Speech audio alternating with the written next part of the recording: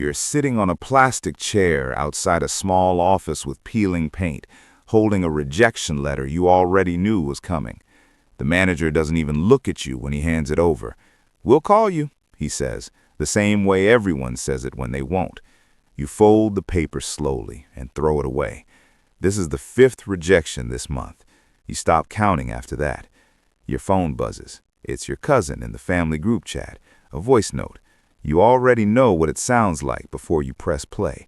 Laughter.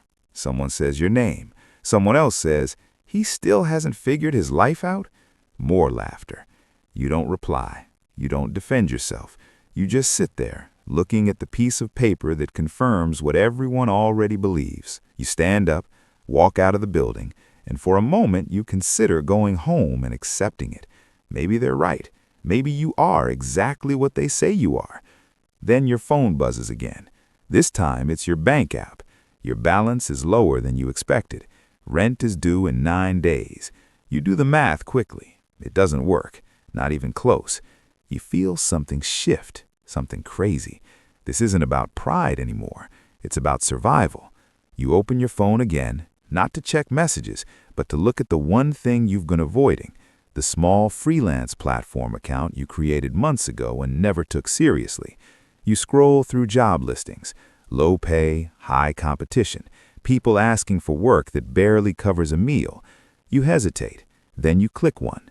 You don't overthink it. You don't wait to feel ready. You send a proposal, then another, then 10 more. By the time you stop, your fingers hurt, but something has changed. You're no longer waiting for someone to choose you. You've decided you will force the outcome yourself. The first job pays the equivalent of $12. It takes you 6 hours. You hate every second of it, but you finish it. The client leaves a 3-star review.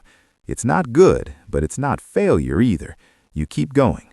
You wake up earlier than usual, not because you're motivated, but because you don't have a choice. You send more proposals. You get ignored. You get rejected. You get one more job, then another. Small amounts, inconsistent, but it's movement. Your family doesn't notice. To them, nothing has changed. You're still the same person they joke about. The difference is internal. You stop arguing with their perception. You stop trying to prove anything to them. You redirect all that energy into your work. Weeks turn into months. You learn quickly because you can't afford not to. You study what clients actually want, not what you think they should want. You adjust your pricing, your communication, your delivery. You realize something uncomfortable. Effort alone doesn't pay. Value does. You start focusing on results. You track which proposals get responses and which don't. You refine your approach. You stop writing long explanations and start being direct. You get better at closing small deals. You begin to understand leverage, even at this level. One satisfied client leads to another. Referrals start trickling in. You're still barely covering your expenses, but you're no longer drowning. Then comes the first real break. A client offers you a larger project, $400. It's more money than you've made in a single job. The expectations are higher. The risk is higher. If you fail, your rating drops and your momentum slows. You accept anyway. You don't sleep properly for 3 days. You deliver the work, double-check everything, and send it off. The client takes 2 days to respond. Those 2 days feel longer than the previous 6 months. When the message finally comes in, it's short. "Good work. Let's continue." You read it twice. You read it the 3rd time because it's confirmation. You're not guessing anymore. You're now building something real. You scale slowly at first. You increase your rates slightly. You lose some clients, but the ones who stay value what you do more. You start earning consistently enough to cover rent without panic. That changes your decision-making. You stop thinking in terms of survival and start thinking in terms of growth. You reinvest. Better tools, faster internet, a second monitor, small upgrades that increase your efficiency. You begin to treat this like a business, not a side hustle. That shift matters more than anything else. Your family still doesn't see it. At gatherings, they ask what you're doing now. You keep your answer short. "I work online." They nod, uninterested. Someone makes another joke. You don't react, not because it doesn't affect you, but because you've learned something important. Their perception has no direct impact on your income. You stop trying to change it.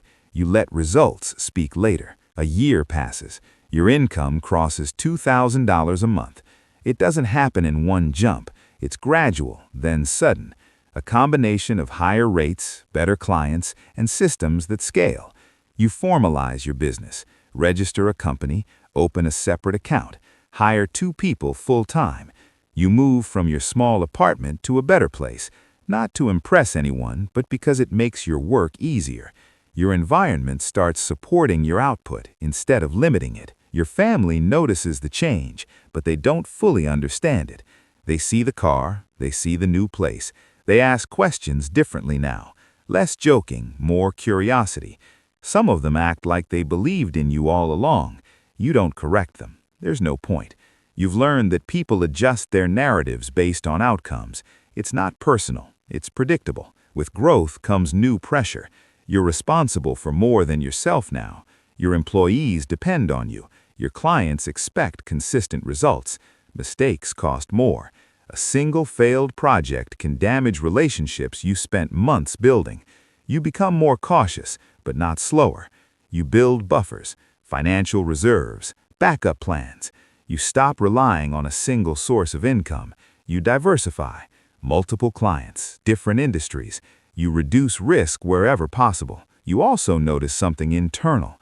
The anger that once fueled you fades, not because everything is perfect, but because it's no longer necessary. You replace it with discipline. Consistency becomes your primary advantage. You don't rely on motivation anymore. You rely on systems. You wake up, execute, review, adjust. Every day looks similar from the outside, but the results compound. 3 years in, your net worth crosses a level you once thought was unrealistic. The numbers matter less than the structure behind them. You've built something that generates income without your constant input. Not completely passive, but not entirely dependent on your time either. You understand leverage now in a practical sense. Your decisions have multiple impact. Then comes a different kind of test. A major client offers you a contract worth $120,000 over 12 months. It's your largest deal so far. The terms are demanding, exclusive. It would limit your ability to work with others. You analyze it carefully. The money is significant, but the risk is concentration. If the client pulls out, your income drops sharply. You negotiate. You adjust terms. You protect yourself where possible. You accept the deal. It pays off. The stability allows you to invest further in your business. Better talent, better infrastructure. At this level, the game changes again. It's less about making money and more about managing it. You study investments. You allocate funds into different assets. You make mistakes. Not all investments work. You lose money in some areas. The difference now is that losses don't threaten your survival. They're part of the process. You learn to evaluate risk more effectively. Your relationship with your past shifts. You remember the rejection letters, the jokes, the uncertainty. They don't hurt the same way anymore. They serve as reference points. You understand that the version of you who sat on that plastic chair didn't lack ability. He lacked direction and urgency. The moment your situation became real, when survival was on the line, you acted differently. Years pass, your business evolves. You move into higher-level strategy, working with larger companies, advising rather than executing. Your income becomes less tied to individual tasks and more to the value of your decisions. You build a network of people who operate at a similar level. Conversations change. The problems you solve are more complex. The stakes are higher. Your family's perception has fully shifted now. They introduce you differently. They use your story as an example. Some of them ask for help. Some ask for money. You set boundaries, not out of resentment, but out of clarity. You understand that your time and resources are finite. You help where it makes sense, but you don't let it disrupt what you've built. You also recognize a subtle danger: comfort. The same comfort that almost kept you stuck in the beginning. It appears again disguised as stability. You monitor it carefully. You keep pushing, not recklessly, but intentionally. You continue learning, adapting, expanding. You don't assume this level is permanent. You know how quickly things can change. Looking back, the path isn't defined by one big decision. It's a series of small, consistent choices made under pressure. Sending proposals when you felt ignored, delivering work when the pay was low, raising your standards when it was risky, saying no when it felt uncomfortable, building systems instead of chasing quick wins. Each decision compounds. If you reduce it to something actionable, it comes down to this. You stop waiting for validation and start producing value immediately. You focus on what the market actually pays for, not what feels impressive. You reinvest early earnings into tools and systems that increase your output.